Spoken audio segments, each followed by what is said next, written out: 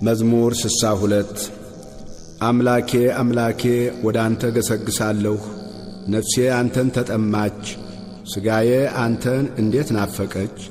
እንጨትና ውሃ በሌለበት በምድረ በዳ ኃይልህንና ክብርህን አይ ዘንድ እንዲሁ በመቅደስ ውስጥ ተመለከትሁህ። ምሕረትህ ከሕይወት ይሻላልና ከንፈሮቼ አመሰግኑሃል። እንዲህ በሕይወቴ ዘመን አመሰግንሃለሁ፣ በአንተም ስም እጆቼን አነሳለሁ። ነፍሴ በቅቤና በስብ እንደሚጠግቡ ትጠግባለች፣ ከንፈሮቼም ስምህን በደስታ ያመሰግናሉ። በመኝታዬም አስብሃለሁ፣ በማለዳም እናገርልሃለሁ።